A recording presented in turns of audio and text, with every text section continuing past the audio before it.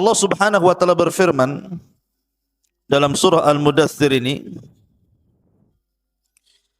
biarkanlah aku yang bertindak terhadap orang-orang yang aku sendiri telah menciptakannya,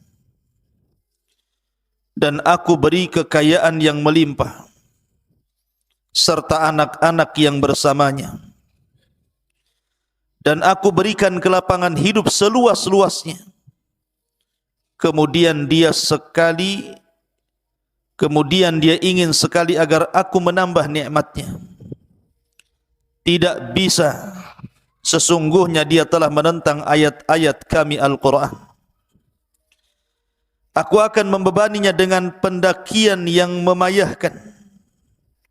Sesungguhnya dia telah memikirkan dan menetapkan. Maka celakalah dia, bagaimana mungkin dia bisa menetapkan? Sekali lagi, celakalah dia, bagaimana mungkin dia bisa menetapkan? Kemudian dia merenung dan memikirkan, lalu berwajah masam dan cemberut, kemudian berpaling dan menyombongkan dirinya. Tiba-tiba dia mengatakan, Al-Quran itu hanyalah sihir yang dipelajari dari orang terdahulu. Ia hanyalah perkataan manusia, maka kelak aku akan memasukkan ke dalam neraka Saqar. Dan tahukah kamu apa itu Saqar? Saqar tidak meninggalkan dan tidak membiarkan yang menghanguskan kulit manusia. Ma'asyiral muslimin yang dimuliakan Allah Subhanahu wa taala, surah Al-Mudaththir ini ayat 11 dan seterusnya mengkisahkan tentang kisah seorang yang sangat dicela dalam Al-Quran. Jadi satu-satunya orang yang dicela oleh Allah Subhanahu wa taala di dalam Al-Quranul Karim. Siapa dia? Al-Walid ibnu Mughirah, ayahanda daripada Khalid ibnu Walid Saifullah. Ma'asyiral muslimin yang dimuliakan Allah Azza wa Jalla, sebelum saya masuk kepada kisah yang ingin saya ceritakan, kita mengenal dulu siapa sosok Al-Walid ibn Mughirah ini. Al-Walid ibn Mughirah ini punya catatan penting dalam sejarah, terutama sejarah orang-orang Quraisy. Salah satunya adalah ketika Ka'bah mengalami kerusakan karena terjadi perang kabilah ketika itu, dan Rasul ketika itu usianya masih 15 tahun. Jauh, masih belum diangkat menjadi nabi dan rasul. Akibat peperangan itu Ka'bah sebagiannya roboh. Akhirnya orang-orang Quraisy sepakat untuk merobohkan semuanya, kemudian membangun dari awal. Masalahnya, masih terngiang di telinga mereka kisah tentang penyerangan Ababil terhadap Abraha. Kalau kemudian mereka merobohkan Ka'bah, membangun kembali dari awal, dikhawatirkan Ababil itu datang dan menyerang mereka, sehingga mereka tidak berani untuk menyentuh Ka'bah sedikit pun. Lah, di antara orang yang sangat berani adalah Al-Walid ibn Mughirah. Al-Walid ibn Mughirah membawa peralatan semacam palu.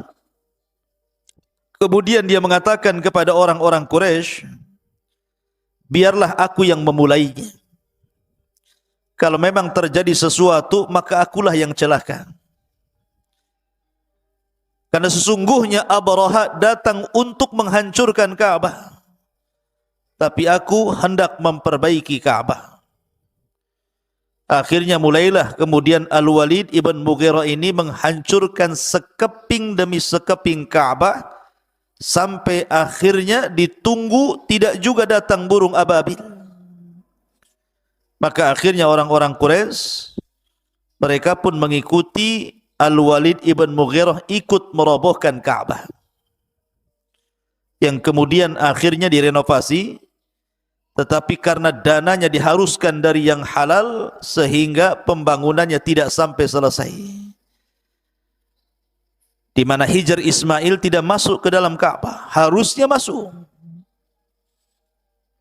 Tapi begitulah Allah Subhanahu wa taala kehendaki. Maka di sini ada jasanya Al-Walid ibn Mughirah.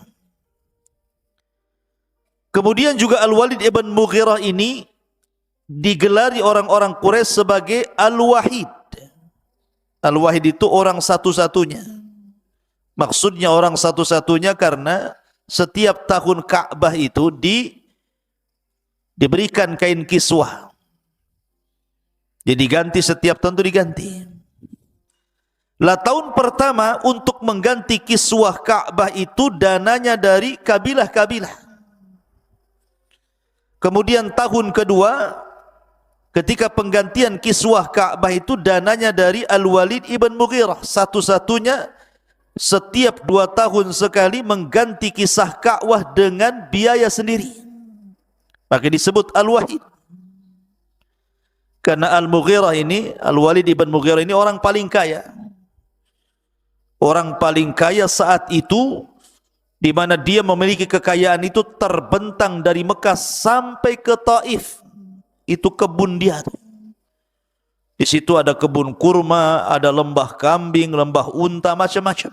Pokoknya orang paling kaya zaman itu adalah Al-Walid ibn Mughirah. Walaupun terkadang orang kafir semacam Al-Walid ibn Mughirah itu, toh juga keturunannya ada juga yang masuk Islam. Seperti Khalid ibn Walid masuk Islam. Al-Walid ibn Walid masuk Islam. Hisham ibn Walid masuk Islam. 3 putranya semua masuk Islam. Tapi selebihnya putra-putranya kan banyak belasan itu. Ada yang mengatakan 16 orang. Yang masuk Islam 3, yang lebihnya mengikuti agama bapaknya, agama moyangnya. Ma'asyiral muslimin yang dimuliakan Allah Azza wa Jalla, bahkan karena kedermawanannya Al-Walid ibn Mughirah ini, setiap datang musim haji, selama 40 malam dia selalu menyembelih 10 ekor unta, kemudian dibagi-bagikan kepada jemaah haji makanannya. Saking dermawanannya, makanya wajar kemudian Al-Walid bin Mughirah ini dihormati oleh orang-orang kafir Quraisy, dicintai oleh orang-orang kafir Quraisy selain kaya, dermawan. Karena jarang orang kaya itu dermawan, rata-rata orang kaya itu pelit. Lah adapun kaitan kisah dengan kisah yang kita bawakan dalam surah Al-Mudaththir ayat 11 itu sampai terakhir, kisahnya seperti ini, ikhwan. Jadi suatu ketika Al-Walid ini datang kepada Abu Bakar Siddiq radhiyallahu anhu. Kemudian bertanya soal Nabi sallallahu alaihi wasallam dan Al-Qur'an yang turun kepada Rasul. Maka Abu Bakar pun kemudian membacakan beberapa ayat Al-Qur'an. Karena Al-Walid seorang penyair pujangga, sehingga dia memuji, tertarik ingin mendengarkan Al-Quran langsung dari Nabi SAW. Maka setelah mendatangi Abu Bakar, mendengar beberapa ayat dan juga surat yang dibacakan Abu Bakar, makin tertarik, akhirnya dia datang kepada Rasul. Yang ketika itu kebetulan memang orang-orang Quraisy sangat berhajat kepada Al-Walid untuk dijadikan delegasi menghadap Rasul supaya Rasul menghentikan dakwahnya. Berangkatlah Al-Walid ibn Mughirah kepada Nabi SAW.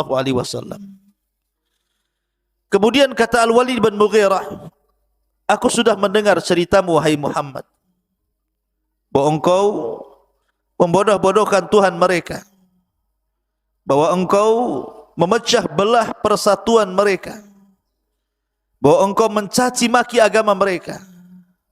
Kata Al-Walid, ya Muhammad, in kunta turidu malan jama'na min amwalina. Kalau engkau ingin harta wahai Muhammad, kami kumpulkan harta-harta kami, kami serahkan harta-harta kami kepada anda sehingga anda menjadi orang yang paling kaya. Tapi stop dakwah. Wa in kunta turidu malikan malaknak. Tapi kalau engkau ingin jadi raja, jadi pemimpin, maka kami siap menjadi rakyatmu dan kau menjadi pemimpin kami asal tinggalkan dakwahmu. Wa in kunta turidu imra'atan jawaznaka bi ajmali fatati Quraisyin. Tapi kalau karena engkau ingin seorang wanita cantik, kami pilihkan. Kita seleksi wanita-wanita cantik, kemudian kami nikahkan kepada anda. Asal berhenti dari dakwahmu. Wa in kunta majnunan allajna, kalau engkau memang gila, kami carikan dokternya. Pokoknya Al-Walid menawarkan terus kepada Nabi SAW. Sampai akhirnya Rasul mengatakan, sudah bicara wahai Walid, kata Rasul. Ya sudah, sekarang giliranku.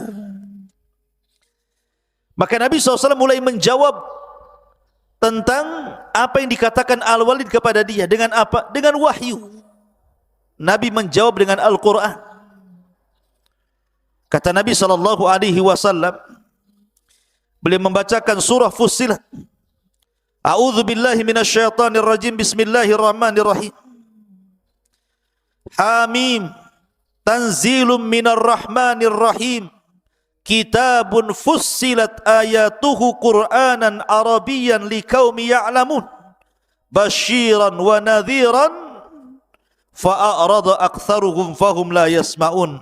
Sampai kepada firman Allah Azza wa Jalla, fa in a'radu faqul anzartukum sa'iqatan mithla sa'iqati 'adin wa thamud. Maka Nabi SAW membacakan surah Fussilat ini. Hamim. Al-Quran ini diturunkan dari Tuhan yang maha pengasih lagi maha penyayang. Kitab yang ayat-ayatnya dijelaskan, bacaan dalam bahasa Arab untuk kaum yang mengetahui, yang membawa berita gembira dan peringatan, tetapi kebanyakan mereka berpaling serta tidak mendengarkan. Sampai kepada ayat, jika mereka berpaling, wahai Muhammad, katakan, aku telah memperingatkan kalian akan bencana petir yang sangat besar, seperti petir yang pernah menimpa kaum Ad dan kaum Samud. Ketika dia baca ayat ini, Al-Walid bangkit dan mengatakan, hasbuka hasbuka ya Muhammad. Cukup cukup wahai Muhammad. Lah setelah itu kemudian Al-Walid berpaling dari Rasul SAW. Kemudian mendatangi orang-orang Quraisy. Kata orang-orang Quraisy, ya Al-Walid, kau sudah datang kepada si Muhammad itu, apa hasilnya? Bagaimana tawarannya? Diterima atau tidak? Apakah dia masih terus melancarkan dakwahnya atau berhenti? Kata Al-Walid ibn Mughirah, dia mengatakan, wa madza aqul? Apa yang harus aku katakan kepada kalian ini? Fa wallahi ma fikum rajulun a'lam bil ash'ari minni wala a'lam bi rijzin wala bi qasidati minni wala bi ash'aril jin. Kata Al-Walid ibn Mughirah, demi Allah, tidak ada di tengah-tengah kalian orang yang lebih memahami syair Arab dibandingkan diriku. Tidak juga mengetahui tentang rajas dan qasidahnya mengungguli diriku. Tapi apa yang diucapkan sampai kepada syair-syair jin, aku pun tahu katanya. Syair jin pun tahu sih Al-Walid ini. Kemudian dia mengatakan, wallahi, demi Allah, ma yushbihu alladhi yaqulu syai'an min hadha. Yang aku dengar dari ucapan Muhammad itu sama sekali tidak ada yang masuk dalam kategori ini. Dia bukan syair, bukan rajaz, bukan qasidah, bukan syair jin. Fa wallahi, demi Allah, dia bersumpah lagi, inna la qawluhu alladhi yaqulu halawa wa inna alaihi la talawa wa innahu la muthmiru a'lahu muddiqu asfalah wa innahu la ya'lu wa ma yu'la wa innahu la yakhtibu ma tahtahu. Demi Allah, apa yang diucapkan si Muhammad itu, maksudnya dari Al-Quran itu, sesuatu yang sangat manis, memiliki kenikmatan saat mendengarnya, bagian atasnya berbuah sementara bagian bawahnya begitu subur. Perkataannya begitu tinggi dan tidak ada yang mengunggulinya serta menghantam apapun yang ada di bawahnya. Malah memuji Rasul. Ketika Al-Walid justru memuji Al-Quran dan juga ajaran Rasul, ini kebenaran yang diucapkan Al-Walid. Apa kata orang-orang musyrik yang mendengarnya? Al-Walid sudah terpengaruh dengan si Muhammad. Dia sudah, jangan-jangan sudah masuk Islam dia. Lah Al-Walid pun kemudian pergi, meninggalkan orang-orang Quraisy. Seandainya ketika itu ikhwan, Al-Walid masuk Islam, satu Quraisy masuk Islam. Kenapa? Karena Al-Walid itu tokoh sentral. Yang kedua orang yang paling kaya. Dia bisa berdakwah dengan kekayaannya dan ucapannya didengar masalahnya. Tetapi hidayah itu milik Allah Azza wa Jalla. Orang-orang Quraisy berbisik satu dengan yang lainnya, gimana Al-Walid ini? Begini-begini. Rupanya datanglah Fir'aun yaumadini. Siapa? Abu Jahal. Abu Jahal dengan Al-Walid dengan satu kabilah Bani Makhzum. Kata Abu Jahal, biar si Walid itu saya yang urus katanya. Kenapa dia bisa mengucapkan perkataan seperti itu? Akhirnya kemudian Abu Jahal pun mendatangi rumahnya Al-Walid dengan muka yang masam, dihidangi makanan tidak dimakan, dikasih minum tidak diminum, kemudian seolah-olah wajahnya musam. Kata Al-Walid, ya Abal Hakam, maksudnya Abu Jahal, ada apa dengan kamu? Suruh makan tak mau makan, suruh minum tak mau minum, wajah pun musam, ada apa? Maka Abu Jahal mengatakan, ya Walid, engkau tahu posisi engkau di hadapan kaum ini. Kau ini seorang pemimpin. Dan aku dengar kaummu wahai Al-Walid, mereka sudah mengumpulkan harta-harta mereka untuk diberikan kepadamu. Karena engkau telah datang kepada Abu Bakar dan juga Muhammad, kemudian engkau makan dari makanan keduanya.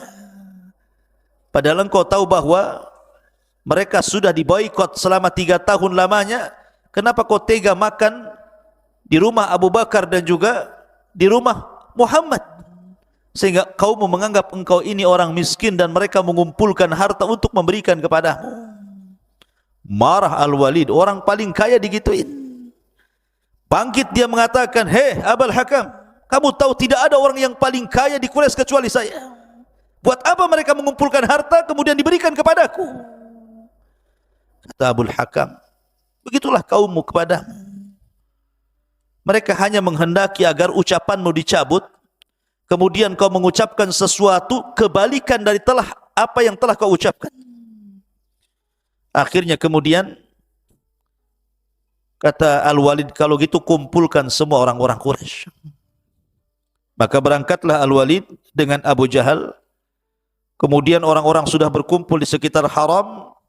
Maka mulailah kemudian Al-Walid berceramah. Apa isi ceramahnya? Kata Al-Walid di hadapan orang-orang Quraisy, apa yang harus aku katakan kepada Muhammad? Jika aku katakan dia gila, kalian tahu orang gila seperti apa? Jika aku katakan dia seorang penyihir, kalian tahu penyihir seperti apa? Jika aku katakan dia seorang penyair, kalian juga tahu siapa penyair itu. Jika aku katakan begini, begitu, begini, begitu, pokoknya panjang lebar. Masih juga Al-Walid itu ketika itu mengucapkan kalimat hak tentang Nabi SAW. Sampai Abu Jahal ini bingung mau berbuat apa gitu kan. Akhirnya kemudian Al-Walid pun pergi meninggalkan orang-orang yang sedang kebingungan dengan ucapannya. Di tengah jalan baru dia berfikir. Disinilah cerita dimulai dalam Al-Quran ini, di mana Allah Subhanahu wa taala berfirman, "Dzarni wa man khalaqtu wahida." Biarkanlah aku yang bertindak terhadap orang yang aku sendiri telah menciptakannya. Wa ja'altu lahu malam mamduda. Aku berikan kekayaan yang melimpah. Bayangkan kekayaan Al-Walid terbentang dari Mekah sampai ke Taif. Itu kekayaan dia semua. Wa banina syuhuda. Anak-anaknya banyak. Ada yang mengatakan 16 orang anaknya itu. Semua sukses. wa mahadtu lahu tamhida, dan aku pun berikan kelapangan seluas-luasnya, mudah untuk mencari rizki. Summa yatma'u an azid, sudah kaya masih juga kurang. Maka Allah mengatakan, kalla innahu kana li ayatina anida, tidak mungkin ku tambah lagi nikmatnya, karena dia telah menentang ayat-ayat kami Al-Quran. Sa'urhikuhu sa'uda, aku akan membebaninya dengan pendakian yang memayahkan. Innahu fakkara wa qaddar. Dari sini mulainya. Jadi habis ceramah Al-Walid ini, kemudian dia pulang. Di tengah jalan dia berpikir, apa tadi yang saya ucapkan? Mulai dia ketakutan. Ketakutan kalau jabatannya akan hilang, pengaruhnya akan hilang, sehingga orang-orang akan meninggalkannya. Summa innahu fakkara wa qaddar, sesungguhnya dia memikirkan dan menetapkan. Fakutila kaifa qaddar, maka celakalah dia, bagaimana dia menetapkan, seolah-olah kalau seandainya kita masuk ke dalam lubuk hati Al-Walid, Al-Walid kebingungan. Kalau saya katakan Muhammad gila, dia kan enggak gila. Kalau saya katakan Muhammad dia penyair, dia bukan penyair. Kalau saya katakan Muhammad ini begini-begini, dia kan enggak begitu-begitu. Bingung dia selama perjalanan itu. Ya. Makanya summa kutila kaifa qaddar summa nazar. Sekali-kali celakalah bagaimana dia bisa menetapkan, kemudian dia mulai merenung. Sambil jalan itu melihat ke atas, melihat ke samping, melihat ke bawah. Orang bingung. Summa abasa wa basar. Mulailah wajahnya masam, cemberut, ya kan. Ketika sudah hampir sampai di rumahnya, dia berpikir lagi tuh. Akhirnya dia balik lagi ke kaumnya, karena khawatir kan, jabatannya hilang, pengaruhnya hilang tuh. Karena bagaimanapun ucapannya sangat membela Nabi SAW. Tiba-tiba kemudian dia naik lagi ke atas mimbar, kemudian dia mengatakan, faqala in hadza illa sihrun yu'thar, in hadza illa qaulun bashar, katanya. Oh ya, memang Muhammad itu kalau dikatakan gila, dia tidak gila. Kalau dikatakan tukang sihir, dia bukan sihir. Kalau dikatakan begini-begini, dia bukan begini dan begitu. Tetapi dia mengatakan, in hadza illa sihrun yu'thar. Quran yang dibawanya, maksudnya yang dibawa Nabi SAW, adalah mantra-mantra impor dari luar, katanya. Alasannya apa? Karena orang yang masuk Islam itu kan biasanya kalau suaminya masuk Islam, istrinya tidak, maka akan bercerai, berpisah. Sehingga seolah-olah ditasbih dengan sihir. Karena siapapun yang masuk ke agama Rasul pasti akan bercerai-berai. Jadi Quran itu adalah mantra-mantra impor dari luar, katanya. In hadza illa qaulun bashar. Dan Quran itu ucapan manusia, bukan dari Allah. Subhanallah. Bayangkan, padahal hidayah sudah masuk tuh ya ke hatinya, membenarkan apa yang diucapkan Nabi SAW, tetapi karena takut ditinggalkan manusia, akhirnya dia pun menanggalkan hidayahnya. Dari sini Allah katakan, sa'uslihi saqar, kalau aku akan memasukkan dia ke neraka saqar. Wa ma adraka mas saqar, dan tahukah kamu itu neraka saqar? La tubki wa la tadhar, neraka itu tidak meninggalkan satu daging pun, satu tulang pun, kecuali akan dibakarnya. Lawahata lil basar, dan akan menghanguskan kulit manusia. Kaedah ahli tafsir mengatakan, siapapun yang dicela dalam Al-Quran, maka dia akan berakhir dengan su'ul khatimah. Siapapun manusia yang dicela dalam Al-Quran, maka akan berakhir dengan su'ul khatimah. Salah satunya Al-Walid ibn Mughirah dicela dalam Al-Quran, bahkan satu-satunya yang dicela dalam Al-Quran. Sampai begitu banyak ayat yang ditunjukkan kepada Al-Walid ibn Mughirah ini. Lihat Abu Lahab dicela dalam Al-Quran, tabbat yada abi lahabin wa tab, mati su'ul khatimah. Lihat Abu Jahal dicela dalam Al-Quran, ara'aita alladhi yanha abdan idha salla, ara'aita in kana 'alal huda aw amara bit taqwa. Ini turun kepada Abu Jahal, dicela dalam Al-Quran. Abu Jahal mati su'ul khatimah. Kemudian di sini Al-Walid dicela dalam Al-Quran, sa'uslihi saqar, kami masukkan dia ke neraka saqar. Maka Al-Walid pun mati dalam kondisi su'ul khatimah. Siapapun yang dicela dalam Al-Quran tidak akan selamat. Tapi lihat orang-orang yang memusuhi Rasul luar biasa dengan tenaga, waktu dan dananya, tapi Quran tidak mencelanya. Belakangan mati husnul khatimah. Seperti siapa? Abu Sufyan. Abu Sufyan ini musuh Rasul. Dia yang memimpin perang Uhud. Bahkan Rasul mengalami kekalahan dan hampir mati. Dia habiskan waktu tenaganya. Tapi Quran tidak membicarakan Abu Sufyan. Belakangan setelah Fathu Mekah, Abu Sufyan masuk Islam dan istrinya Hindun. Bahkan keturunannya menjadi raja pertama dalam Islam, Muawiyah bin Abi Sufyan. Dan itu kaidah Al-Quran. Siapapun yang dicela dalam Al-Quran tidak akan selamat dari hidayah. Tidak akan selamat dari kesesatan dan tidak akan dapat hidayah dan mati su'ul khatimah. Ma'asyiral muslimin yang dimuliakan Allah Azza wa Jal, maka dari kisah Al-Walid ibn Mughirah ini berharganya sebuah hidayah untuk kita pertahankan. Karena Al-Walid ini sama kondisinya dengan Abu Jahal. Sebenarnya ikhwan, Abu Jahal itu tidak mengingkari apa yang dibawa Nabi SAW secara mutlak, tidak. Karena suatu ketika Abu Jahal ini pernah berbincang-bincang dengan Akhnas ibn Syurek al-Thaqafi. Jadi ada seorang yang namanya Akhnas ibn Syurek al-Thaqafi datang ke rumah Abu Jahal, Fir'aunnya umat ini. Kata Akhnas ini, ya Aba Jahlin, kita cuma berdua di rumah ini. Saya ingin tanya bagaimana pendapatmu tentang si Muhammad itu. Maka Abu Jahal tiba-tiba memuji Nabi SAW dan mengatakan, wahai Akhnas, kau sudah tahu orang itu tidak pernah berdusta. Dan apa yang diucapkannya itu sebuah kebenaran. Masalahnya wahai Akhnas, antara aku dengan dia itu kan beda kabilah. Karena Abu Jahal itu dari kabilah Bani Mahzum.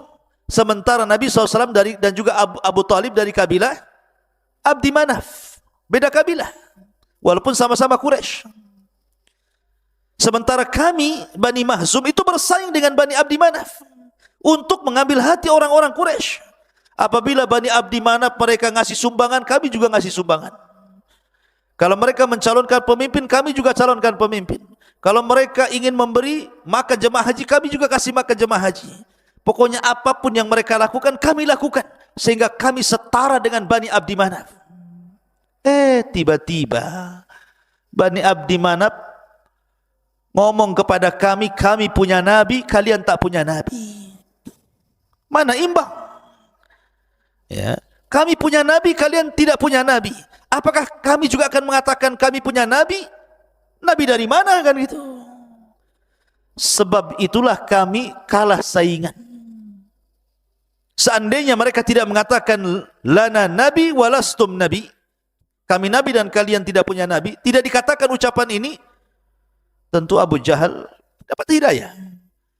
Dari sini menunjukkan salah satu yang menghalangi hidayah itu apa? Karena takabur, kesombongan, hasad dan sombong. Ini kan penyakit hasad. Ya. Jadi yang kenapa Abu Jahal tidak masuk Islam? Bukan tidak tahu kebenaran, dia tahu kebenaran. Dia memuji Nabi SAW, tapi karena hasad dan takaburnya dia akhirnya dia tidak masuk Islam. Itu saja sebenarnya. Masalah dunia. Ya. Makanya penting kalau kita bicara tentang hidayah, terlampau banyak orang-orang yang sudah tahu tentang hidayah tetapi tidak mendapatkan hidayah itu. Makanya kenapa doa Nabi SAW yang diajarkan kepada kita, yang pertama kali kita minta adalah hidayah. Allahumma inna nas'alukal huda wat tuqa wal afafa wal ghina. Pertama hidayah dulu, baru ketakwaan, baru kehormatan, baru kekayaan terakhir. Ma'asyiral muslimin wal muslimat rahimani wa rahimakumullah. Di sini Allah Subhanahu wa taala mengatakan, inna hadainahus sabila, sesungguhnya kami telah menunjukkan kepadanya jalan. Ayat sebelumnya menjelaskan kepada kita tentang proses kejadian manusia. di mana ketika kita berada di dalam janin ibu-ibu kita, Allah Subhanahu wa taala memproses dari segumpal mani kemudian darah sampai menjadi daging dan terbentuk. Kemudian dilahirkan. Setelah dilahirkan inilah Allah Subhanahu wa taala katakan, inna hadainahu sabila, sesungguhnya kami telah menunjukkan kepadanya jalan. Apa yang dimaksud as-sabil dalam ayat ini? Sebagian para ulama maksudnya as-sabil di sini artinya jalan keluar dari rahim seorang ibu menuju dunia saat kelahiran, itu maknanya as-sabil. Dari situlah ada perpindahan alam dari alam janin menuju alam dunia, dari alam yang saya katakan tanpa sebab menjadi alam yang penuh dengan sebab, penuh dengan bahaya. Di sini Allah Subhanahu wa taala banyak memberikan nikmat. Di antaranya Allah Subhanahu wa taala mengatakan, wallahu akhrajakum min butuni ummahatikum la ta'lamuna syai'an wa ja'ala lakumus sam'a wal absara wal afida. Allah telah mengeluarkan kalian dari perut ibu-ibu kalian. Saat dikeluarkan Anda tidak mengetahui apapun. Baru kemudian Allah berikan pendengaran, penglihatan, hati dan pikiran. Jadi saat manusia lahir ketika masih bayi, Allah Subhanahu wa taala jaga rizkinya. Dan juga Allah tanamkan kasih sayang seorang ibu dan ayah untuk anaknya.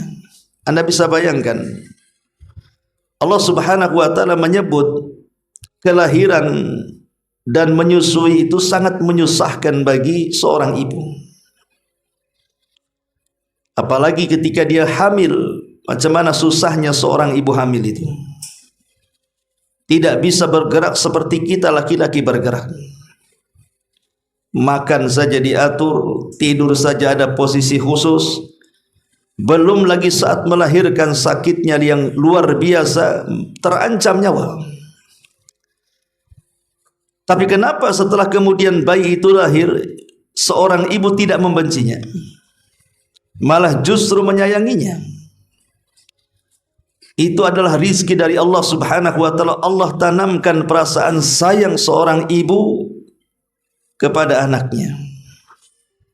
Sebab kalau Allah tidak meletakkan rasa sayang, pasti seorang ibu akan timbul kebencian kepada bayinya.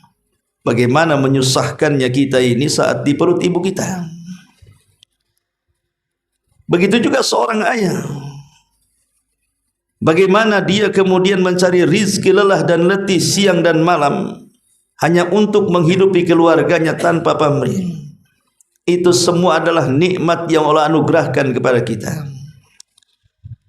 Sampai kemudian kita besar, barulah kemudian Allah berikan ilmu pengetahuan dengan wasilah pendengaran, pandangan dan pikiran. Baru kita cerdas. Karena dengan telinga kita bisa menyerap ilmu dengan cara mendengar. Dan dengan melihat kita bisa membaca. Makanya Imam Bukhari saat ditanya tentang kunci memperoleh ilmu itu apa? Apa kata Imam Bukhari? Kathratun nazari ilal kutubi. Banyak memandang kepada kitab-kitab. Maksudnya banyak membaca. Dan membaca itu dengan penglihatan, karena orang buta tidak bisa membaca. Baru apa yang dibaca itu terpahami dengan hati dan pikiran. Akhirnya terkuasailah banyak ilmu pengetahuan. Sebagian manusia ada yang jadi dokter, ada yang jadi pilot, penemu, profesor dan yang semacamnya. Itu nikmat dari Allah Subhanahu wa taala. Belum nikmat-nikmat yang lainnya. Nikmat secara umum. bagaimana Allah Subhanahu wa taala memberikan 4 nikmat besar bagi manusia. Pertama, nikmat aman. Allah berikan nikmat keamanan kepada kita, terutama kita di negeri kita ini luar biasa aman sekali. Berbeda dengan negeri-negeri yang dilanda dengan peperangan. Kemudian yang kedua, nikmat sehat. Dan nikmat sehat ini nikmat yang luar biasa. Dengan kesehatan kita bisa ibadah. Karena orang sakit itu susah ibadah. Kemudian juga nikmat bagaimana Allah Subhanahu wa taala membimbing kita ke dalam hidayah. Hidayatul Islam. Ini nikmat luar biasa. Dan nikmat di dalam hidayah itu sendiri kita merasakan ketenangan lahir dan batin. Makanya ada sebagian para ulama ketika memberikan tafsiran inna hadainahus sabil. Sabil di sini artinya tariqul haq. Sebagian ulama tafsir maksudnya adalah jalan kebenaran. Allah Subhanahu wa taala sudah memberikan jalan kebenaran dengan cara apa? Diutusnya Rasul kepada kita dan diturunkannya kitab kepada kita. Di mana Rasul sallallahu alaihi wasallam dan Al-Qur'an yang dibawanya sudah disampaikan secara sempurna. Tidak ada satupun jalan menuju surga kecuali sudah dijelaskan. Tidak ada satupun jalan yang bisa menghindarkan dari neraka pun sudah dijelaskan.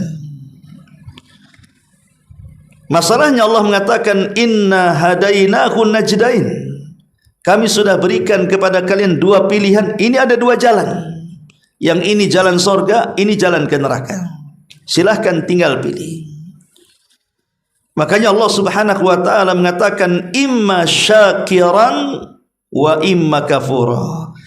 Setelah banyak nikmat yang Allah anugerahkan sejak kita dalam janin, kemudian lahir, kemudian besar-besar, diberikan pandangan, penglihatan, pikiran, mendapatkan kasih sayang orang tua, ayah dan ibu, mendapatkan lingkungan pendidikan dan yang semacamnya. Dan kita mendapatkan arahan-arahan agama. Maka apakah kita setelah itu menjadi orang yang bersyukur ataukah justru menjadi orang yang kufur? Makanya Allah mengatakan imma syakiran wa imma kafuran. Karena manusia itu cuma ada 2 kelompok saja. Ada yang bersyukur dengan nikmat-nikmat yang tadi saya sudah jelaskan, ada yang kufur. Ada yang bersyukur, akhirnya kemudian mereka pun diberikan tambahan nikmat oleh Allah Subhanahu wa taala. Ada yang kufur, yang akhirnya dicabut nikmatnya. Lalu seperti apa atau tanda-tanda orang yang bersyukur itu? Ma'asyiral muslimin yang dimuliakan Allah Subhanahu wa taala. Orang yang bersyukur itu mereka orang yang mengetahui bahwa nikmat itu datang dari Allah. Semua yang telah Allah Subhanahu wa taala berikan kepada kita itu, kita harus meyakini nikmat ini berasal dari Allah. Fama bikum min ni'matin faminallah. Semua nikmat yang kita rasakan hari ini itu semua datang dari Allah Subhanahu wa taala. Jangan seperti Qarun yang menasabkan nikmat kepada dirinya dan tidak menasabkan kepada Allah. Innama utituhu min ilmin indi. Kekayaan ini kudapat karena kecerdasanku, kata Fir'aun. Seolah-olah tidak meyakini Allah yang beri. Akhirnya Allah azab si Qarun ini. Fa khasafna bihi wa bidarihil arda. Kami tenggelamkan dia ke perut bumi dan seluruh kekayaannya. Yang kedua, menggunakan nikmat sesuai dengan kehendak zat yang memberikan nikmat kepada kita. Apa sih yang Allah kehendaki dengan memberikan nikmat kepada kita itu? Itulah yang kita amalkan. Jadi nikmat yang Allah anugerahkan kepada kita harusnya kita jalankan sesuai dengan tujuan yang memberikan nikmat. Apa tujuan Allah? Tujuan Allah wa ma khalaqtul jinna wal insa illa liya'budun. Tidaklah kami ciptakan jin dan manusia kecuali mereka diperintahkan untuk beribadah kepada Allah Azza wa Jalla. Itu tujuannya. Jadi harta yang kita miliki wasilah untuk ibadah. Pangkat jabatan kepemimpinan yang kita kuasai semua wasilah untuk ibadah. Itu semua adalah perahu yang bisa berlayar menuju surga. Kemudian yang ketiga, dengan nikmat yang ada, kita harus bersyukur kepada Allah Subhanahu wa taala dengan cara qanaah. Qanaah itu artinya redha dengan pemberian Allah Subhanahu wa taala. Karena terkadang Allah Subhanahu wa taala itu ketika memberikan rezeki kepada kita setiap harinya atau setiap pekan dan bulannya terkadang berbeda-beda. Begitulah Allah Subhanahu wa taala katakan wa tilkal ayyam nudawiluha bainan nas. Namanya hari itu kan diputar-putar. Kadang hari ini usahanya lancar, kadang besok usahanya tak lancar, kadang hari ini cuacanya bagus, kadang besok pula cuaca tak bagus, dan begitu seterusnya. Kalau kita tidak menghadapi kenyataan seperti ini dengan qanaah, ikhlas dan redha dengan pembagian Allah Azza wa Jalla, maka selamanya kita tidak akan bersyukur. Kalau kita tidak redha dan ikhlas dengan pemberian Allah sedikit ataupun banyak, maka selamanya kita menjadi kufur.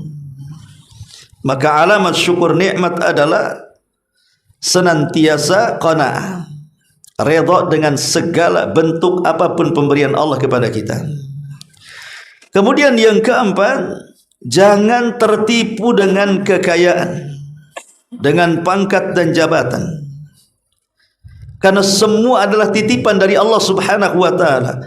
Harta yang kita miliki, badan kita loh, dari kepala sampai kaki juga milik Allah. Lalu apa yang disombongkan di hadapan Allah Subhanahu wa taala? Sombong dengan kekayaan sehingga malas salat, malas puasa, malas umroh, haji dan yang semacamnya. Itu semua adalah kekayaan yang Allah berikan kepada kita supaya kita bersyukur dengan cara membalik nikmat itu dengan beribadah dan mentauhidkan Allah Azza wa Jalla. Kemudian tidak membanding-bandingkan rizki kita dengan rizki orang lain. Jangan bandingkan. Jangan katakan kenapa si fulan sukses, kenapa saya tidak. Kenapa si fulan sehat, kenapa saya tidak. Kenapa si fulan berhasil, kenapa saya tidak. Jangan pernah bandingkan. Karena Allah Subhanahu wa taala ketika menurunkan rizki kepada kita itu sudah diatur seadil-adilnya. Allah tidak mungkin zalim dengan hambanya. Allah sudah mengatur dengan seadil-adilnya. Nikmat yang Allah berikan kepada si kaya dengan nikmat yang Allah berikan kepada si miskin itu berbeda, dan itu bentuk keadilan. Si kaya nikmatnya lain, si miskin nikmatnya lain. Tapi Allah sudah membagi-bagi nikmat itu sesuai dengan keadilannya. Yang sering saya contohkan, terkadang si kaya ini walaupun rumahnya bagus, kamarnya megah, kasurnya empuk dan lain sebagainya, terkadang dia sulit untuk beristirahat. Tapi si miskin walaupun sewa, banyak hutang, kalau tidur ngoroknya 1 kilo suaranya. Ya, dia bisa nyenyak. Kenapa si kaya tidak nyenyak, si miskin nyenyak? Bahkan ada orang kaya kalau tidur minum pil dulu supaya bisa tidur. Atau kenapa si kaya kadang-kadang dia harus milih-milih makanan, si miskin semua makanan semua dihabisinya. Artinya nikmatnya berbeda. Tapi kadang-kadang karena orang itu tidak warat, tidak qanaah tadi, makanya kemudian akhirnya membanding-bandingkan kita dengan rizki orang lain. Lah ini bentuk kufurnya di sini. Makanya juga di antara alamat kufur justru sebaliknya. Pertama, kalau seandainya dia menasabkan nikmat kepada selain Allah Subhanahu wa taala, itu kekufuran. Atau menggunakan nikmat justru digunakan kemaksiatan. Ataupun dia tidak berusaha ataupun tertipu dengan dunia, akhirnya dia pun menjadi orang yang paling sombong, congkak dan juga besar kepala. Ujub, takabur, merasa cukup, tidak butuh kepada Allah Subhanahu wa taala, dan suka muqaranah, membanding-bandingkan kita dengan orang. Itu sebaliknya, maka mereka dianggap tidak bersyukur dan kufur. Dan dampaknya kalau sudah kufur nikmat, satu, nikmat itu bisa dicabut. Mungkin dicabut secara zatnya, dari kaya menjadi miskin, dari pejabat akhirnya dipensiunkan, atau yang dicabut berkahnya. Kaya iya betul, tapi tidak ada kebahagiaan. Salbun ni'am, kenikmatannya itu dicabut, ya.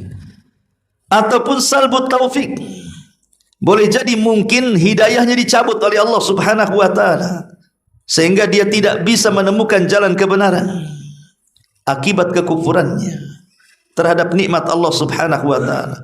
Atau boleh jadi dijauhkan dari Allah Subhanahu wa ta'ala ketika dia kufur nikmat, makin jauh dengan Allah, malas salat, malas baca Quran, malas zikir, malas mengaji, dan begitu seterusnya. Kemudian boleh jadi Allah Subhanahu wa ta'ala menjauhkan manusia dari dirinya. Bahkan ujung-ujungnya Allah Subhanahu wa ta'ala sudah menyediakan azab yang pedih bagi orang-orang yang kufur nikmat kepadanya. La in syakartum la azidannakum wa la in kafartum inna azabi lasyadid. Kalau kalian kufur, maka azabku sangat-sangat pedih. Ma'asyiral muslimin wal muslimat rahimani wa rahimakumullah. Kemudian Allah Subhanahu wa ta'ala mengatakan, inna a'tadna lil kafirina salasilan wa aghlalan wa sa'ira. Sesungguhnya kami telah menyediakan bagi orang-orang yang kufur itu. Jadi manusia tadi saya katakan dengan nikmat ada dua kelompok. Yang satu kufur nikmat, yang satu syukur nikmat. Maka yang syukur nikmat ini diancam oleh Allah Subhanahu wa ta'ala, inna a'tadna, sesungguhnya kami sudah siapkan. Apa ini siapkan Allah? Neraka. Karena di ujung ayat ini Allah katakan wasaira, api yang menyala-nyala, isyarat kepada neraka. Sesuatu yang sudah disiapkan berarti ada bendanya. Karena ada orang yang kemudian dari kalangan Mu'tazilah mengatakan bahwa neraka dan sorga itu belum diciptakan. Maka ini bertentangan dengan nas Al-Quran dan sunnah Nabi SAW. Salah satunya ayat ini, inna a'tadna, kami sudah siapkan. Sesuatu yang sudah disiapkan berarti ada bendanya. Ketika Allah mengatakan kami sudah siapkan neraka, artinya ada nerakanya. Dan keduanya sudah diciptakan, baik sorga ataupun neraka, dua-duanya sudah diciptakan oleh Allah, dan Rasul pernah memandangnya dan masuk ke dalamnya. Adapun sorga, Rasul pernah masuk ke dalamnya. Bahkan Nabi SAW pernah diperlihatkan istana mewah milik Umar bin Khattab radhiyallahu anhu di dalam sorga. Apa kata Rasul? Dakhaltul jannah fa idza ana bi qasrin minadz dzahab. Aku masuk ke dalam sorga, tiba-tiba di hadapanku dikagetkan dengan istana yang terbuat dari emas. Kemudian Rasul mengatakan, liman hadza Jibril, ini istana dari emas ini untuk siapa? Maka Jibril mengatakan, li rajuli min Quraisyin, untuk anak muda dari bangsa Quraisy. Kata Nabi, fadhanantu annahu ana, jangan-jangan itu untuk saya kan dari Quraisy. Tapi Nabi SAW tidak yakin, bertanya lagi, liman hadza Jibril, tegaskan lagi wahai Jibril, untuk siapa istana ini? Barulah Jibril mengaku, li Umar ibnil Khattab radhiyallahu an, istana ini milik Umar. Maka Rasul penasaran seperti apa di dalam istana itu. Ketika masuk, rupanya di depan pintu istana ada bidadari milik Umar. Maka Rasul menundukkan pandangannya, kemudian balik dan tidak jadi masuk. Setelah peristiwa itu, Rasul menceritakan kepada Umar, ya Umar, aku melihat istanamu di sorga. Bahkan aku masuk ke dalam sorga dan melihat istanamu yang megah di sorga itu. Aku ingin tahu dalamnya. Masalahnya ada bidadarimu di sana. Kutundukkan pandanganku, kemudian aku berbalik arah dan keluar dari sorga. Kata Umar, ya Rasulullah, a'agharu alika ya Rasulullah, a'agharu alika ya Rasulullah, apakah harus aku cemburu dengan kamu gara-gara wanita itu? Kenapa kau tidak masuk? Padahal sebenarnya di sorga kan semua halal, tidak ada yang haram di sorga kan. Tapi Nabi SAW menghargai hak milik orang lain. Rasul tidak mau masuk ke istana itu. Tapi Nabi SAW tidak masuk ke neraka. Karena neraka tidak bisa dimasuki. Rasul hanya diperlihatkan saja. Ittala'tun nar, diperlihatkan kepadaku neraka, fa idza aktsaru ahlihan nisa. Rupanya kebanyakan penduduknya adalah perempuan. Kemudian sahabat bertanya, apakah mereka tidak salat, tidak puasa, tidak zakat, tidak ibadah? Kata Rasul, mereka ahli ibadah. Lalu kenapa mereka lebih banyak masuk neraka dibandingkan surga, wahai Rasul? Mereka tidak kufur kepada Allah, tapi kufur kepada suaminya. Ma'asyiral muslimin, intinya bahwa surga dan neraka itu sudah tercipta. Dan ini bantahan kepada kelompok Mu'tazilah yang mengatakan surga dan neraka itu belum tercipta. Inna a'tadna lil kafirin, untuk orang-orang yang kafir itu, salasilan wa aghlal. Salasil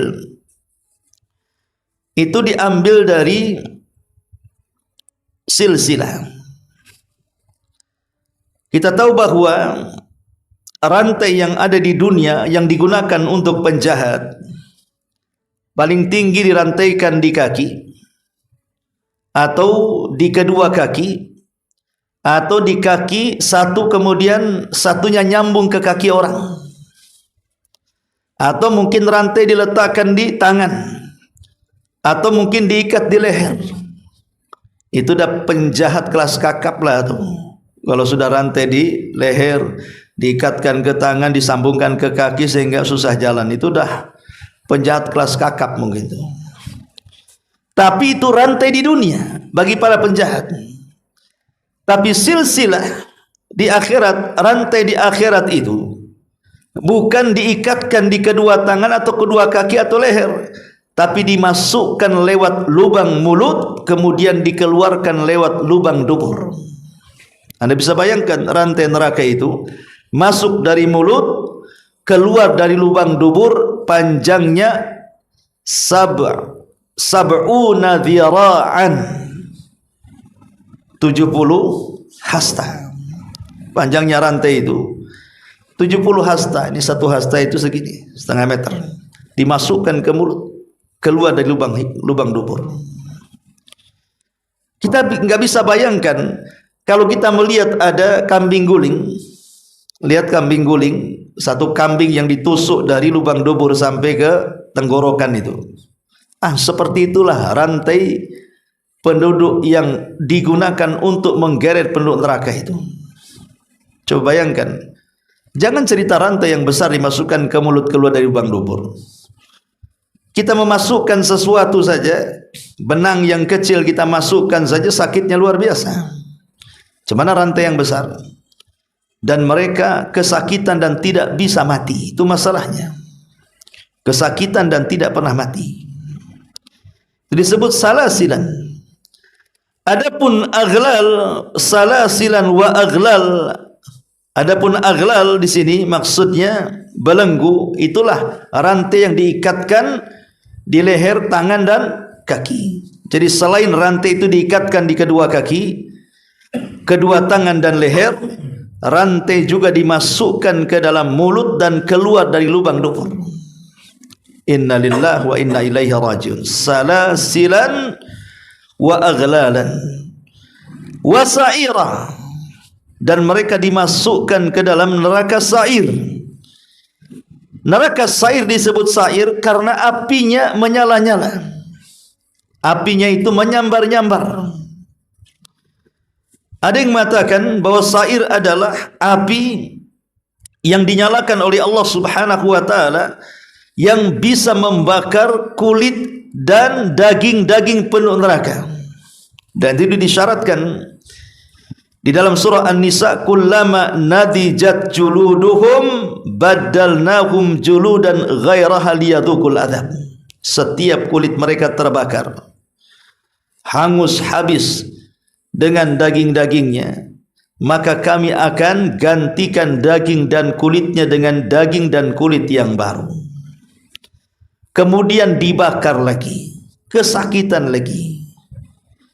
Kemudian setelah terbakar habis, dagingnya juga habis, digantikan dengan kulit dan daging yang baru. Begitulah Allah siksa penduduk neraka hatta liyadzuqul adzab, supaya mereka merasakan azab Allah Subhanahu wa taala. Itulah neraka sa'ir. Kalau sudah mengejar dan membakar, bisa mengelupaskan kulit dari badan kita. Naudzubillah. Ma'asyiral muslimin yang dimuliakan Allah Subhanahu wa taala. Neraka sa'ir ini untuk siapa? Neraka yang menyala-nyala, yang apinya mengejar-ngejar itu. Disebutkan di beberapa ayat dalam Al-Quran. Pertama surah Al-Mulk ayat 10. Allah Subhanahu wa taala mengatakan, wa qalu law kunna nasma'u aw na'qil ma kunna fi ashabis sa'ir. Kalau dahulu di dunia kami mendengar dan berakal, tentu kami tidak akan menjadi penduduk neraka sa'ir. Jadi orang-orang yang saat di dunia punya pendengaran tapi tidak digunakan untuk mendengar hal-hal yang baik, punya pikiran tapi tidak berpikir untuk hal-hal yang positif, maka mereka akan menyesal di akhirat, karena mereka akan dimasukkan ke neraka sa'ir. Ataupun orang-orang yang mereka memakan harta anak yatim. Allah mengatakan, innal ladzina ya'kuluna amwalal yatama zulman innama ya'kuluna fi butunihim naran wa sayaslawna sa'ira.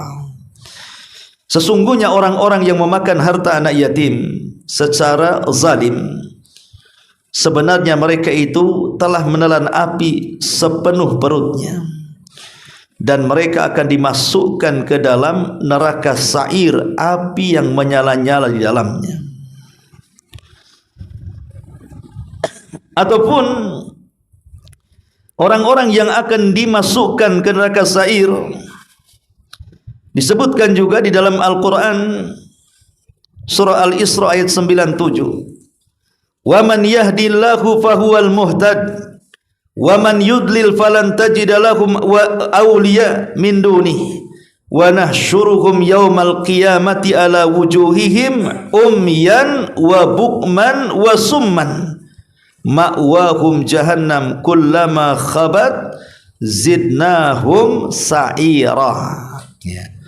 Dan barang siapa yang ditunjuki Allah, maksud diberikan hidayah oleh Allah, dialah yang mendapatkan petunjuk yang sesungguhnya. Tapi barang siapa yang disesatkannya, maka sekali-kali kamu tidak akan mendapatkan pertolongan bagi mereka selain daripada Allah. Dan kami akan mengumpulkan mereka pada hari kiamat, diseret atas muka-muka mereka dalam keadaan buta, bisu, peka. Tempat kediaman mereka adalah neraka jahanam.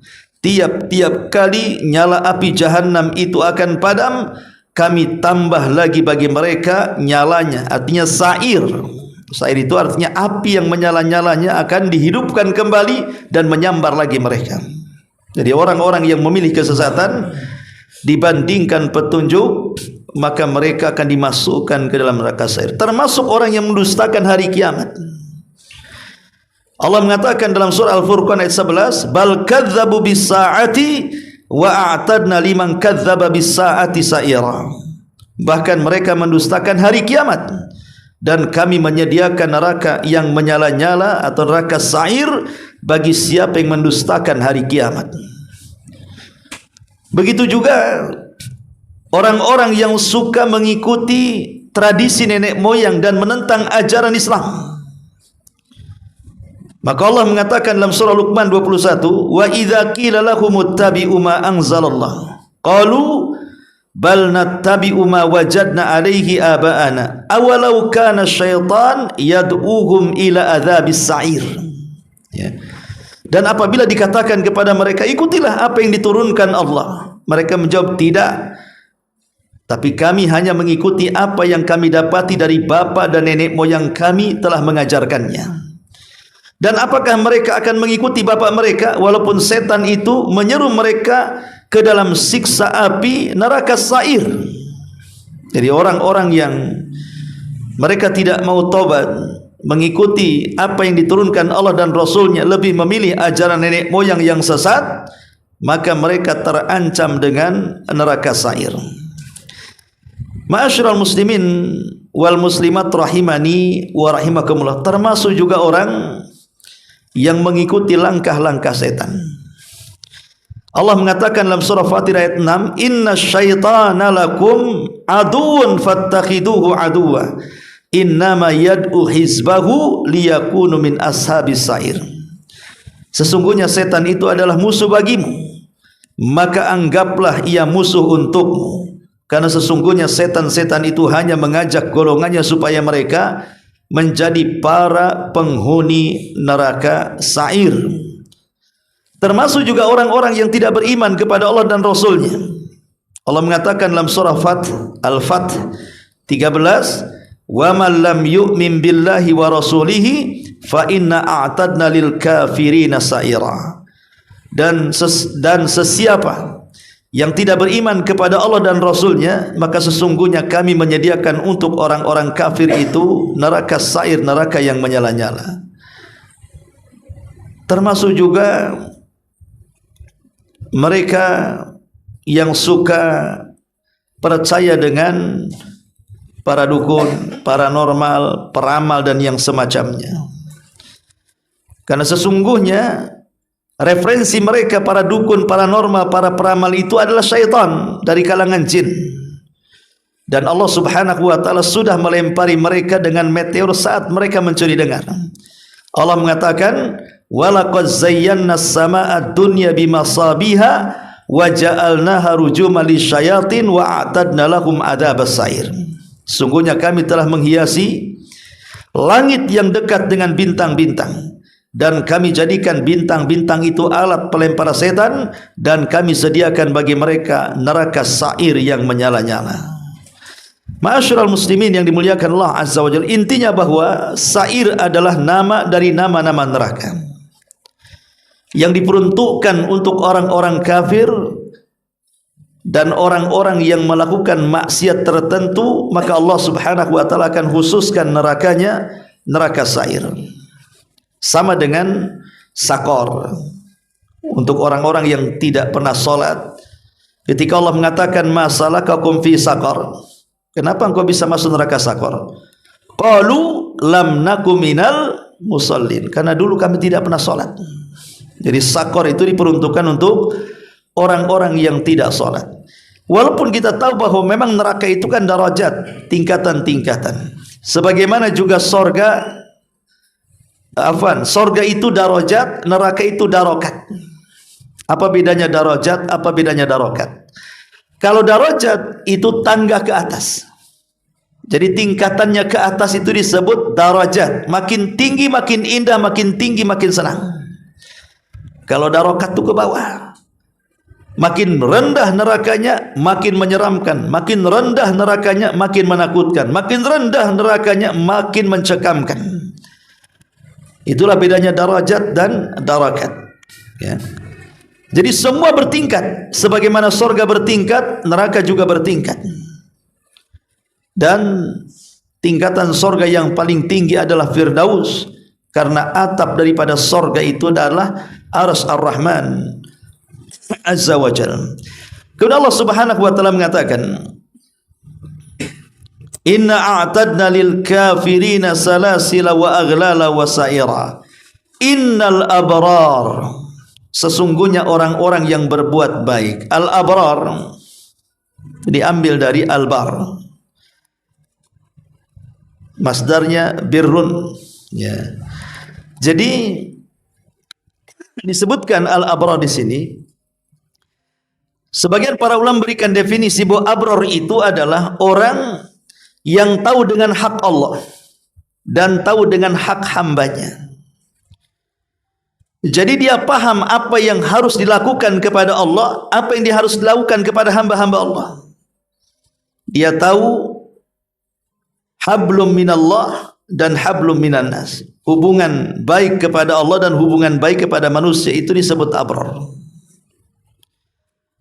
Adapun hubungan baik kepada Allah Subhanahu wa taala yang paling tinggi adalah tauhid.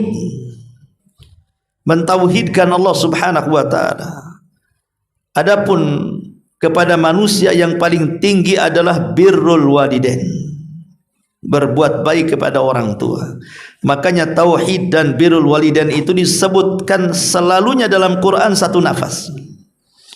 Allah mengatakan u'budullaha wa la tusyriku bihi syai'an wa bil walidaini ihsana. Sembahlah Allah, jangan sekutukan Allah, berbuat baiklah kepada kedua orang tua.